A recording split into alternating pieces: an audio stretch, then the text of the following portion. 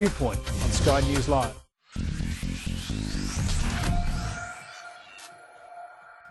Welcome back to Switzer. Roger Montgomery is the CIO of Montgomery Investment Management, and in recent times has been hesitant to buy local stocks, but is he changing his mind? Welcome, Roger. How are you, Peter? Nice to see you again. Yeah, same here. Now, mate, give us your big picture view and your attitude towards stocks at the moment. So if we start from the bottom up, which means individual stocks first, the recent rally that we've seen, the bounce off the lows, has meant that a lot of the very high quality businesses that we would normally be interested in buying are no longer cheap. So from that perspective, what we need now to drive share prices higher is more earnings growth.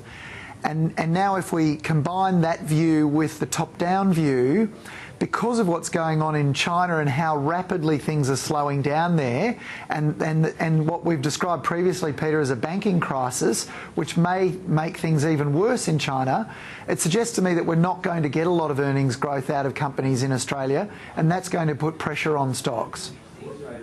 Well, my viewers will be surprised why you think a China banking crisis has to hurt earnings of local companies. So explain the link. Okay, so the banking crisis is a result of defaults on over-leverage in China. As you know, if you were to borrow a lot of money yourself, you'd probably put your head in and you wouldn't spend as much because you're in the process of paying down that debt. So if you're paying down the debt or the debt defaults and you don't get that money back, then that limits the ability of banks to lend more money, and it also means that consumers are less willing to spend.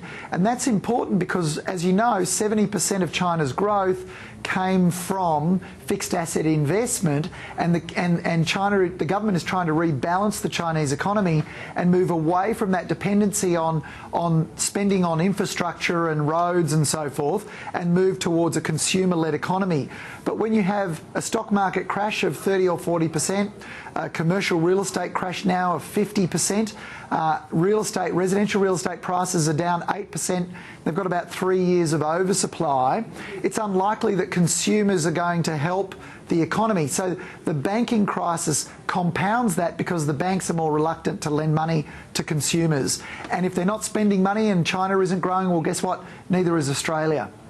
Yeah, but Roger, is the banking crisis, is that really the right term?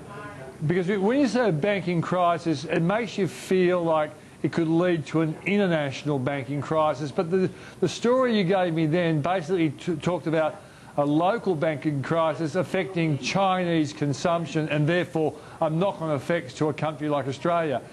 Are we getting this right, or are you predicting apocalypse Dow out of No, this? I'm not. No, I'm not predicting an apocalypse at all. I mean, they have the reserves and they have the fortitude to actually steer themselves through this. But low growth out of China is the best case scenario. Okay, fine, good. So therefore, are you buying local stocks when we go through correction periods? But at the moment, because there's been a bit of a bounce, you can't see much value in the local stock market? Well, the things that we liked the most, the last time we spoke, Isentia and Challenger, Isentia being the old media monitors business, you might remember we talked about that one, and Challenger, the annuity income business, they've performed extraordinarily well since we last spoke. They were the highest quality businesses that we could find that were still cheap the last time we spoke, and they're no longer cheap. And everything else, and you remember the financials, for example, we own Magellan Financial Group, we own BT Financial Investment Management, and so those have all rallied very, very strongly. In fact, in the last month, they're up almost 10%. So they're no longer cheap. Do you think we'll see another sell-off between now and the end of the year? Peter, I hope so. We've got, we've done very well and outperformed the market significantly, but we've done that with a lot of cash. We've done that with 20 or 25% cash, which we would love to deploy. And the only way that's going to happen anytime soon is if we get something of a temporary nature befalling companies that's treated as permanent, or the whole market comes off because of some exogenous event that's going on in Europe, the United States or China. Okay, so Roger, last week I surveyed 7 pretty good economists, and their economic growth forecast for 2016 ranged from 2.6%, and one guy got to 3.2%, arguing the second half will be better than the first half. Are you at odds with those sorts of predictions for growth for Australia?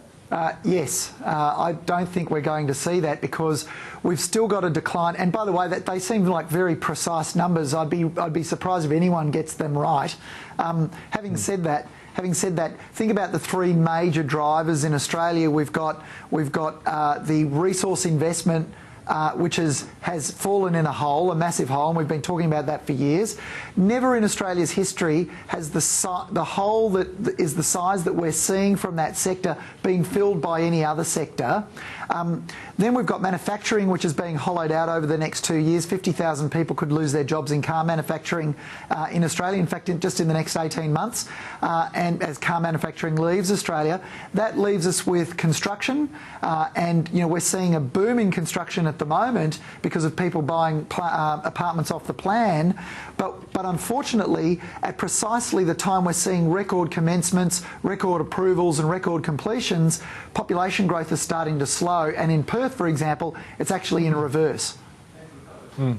Yeah, but given the fact that the construction, like you've seen the building approvals in the pipeline, it seems to me there's going to be at least a year's worth of pretty solid multiplier type growth.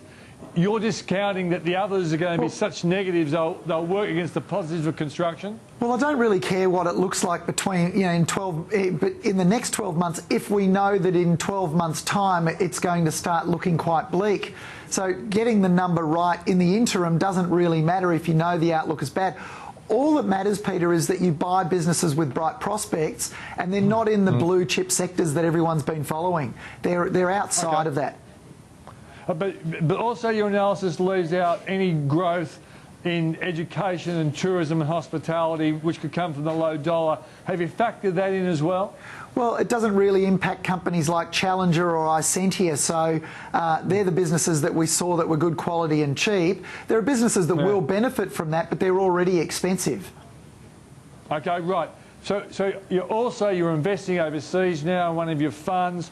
What do you like overseas? Is there any markets that you like, or B, companies that you like? Sure, I'll name 2. One of them's a company called Essilor, which is listed in France. It has a 40% global market share in the production of corrective eyewear, the glasses that I'm wearing tonight. And what's interesting about that is that there's about 4.3 billion people in the world that require corrective eyewear, and it's growing all the time because 70% of people over the age of 40 and 95% of people over the age of 75 actually need corrective eyewear. So that's always growing. So this is a company that has a long-run, non-discretionary growth profile ahead of it, and as a result of that, and they've just come out with their quarterly results, which were absolutely tremendous. So they just keep going. Well, how do you spell that company? Essilor, E-S-I-L-O-R. Okay, and the other company? Apple, a company that you would know very well, that most viewers would know. Can you spell that as well, Roger? I'm sure everyone just needs to look at their phone and they'll know precisely how to spell it. So, yeah. But we know there are some naysayers out there on Apple. Obviously, you've tested out their arguments. Why do you like the company? Because the reason why the shares have been cheap is because of China's slowing growth. But what people don't understand is even in the confines or the environment that is China at the moment growing slowly, smartphone sales are growing at 5% a year, and shipments of Apple iPhones are growing at 87% per annum, Peter. So, this is a company that's the biggest company in the world by market capitalisation, second biggest by revenue, largest by profit, and despite that, it's growing at 33% per annum.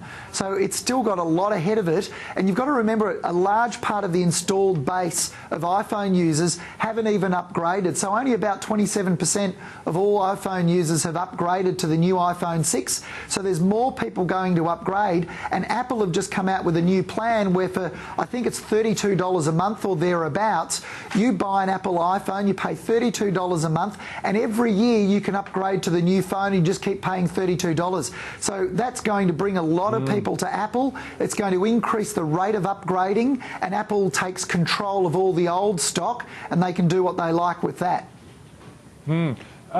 I guess one last question before we go. Now, I want you not to be Roger Montgomery, you know, That's not fearless easy. fund manager and whatever. I just want you to be a very careful analyst for the person at home who likes to buy things like bank stocks just for the dividends and maybe a little bit of capital gain.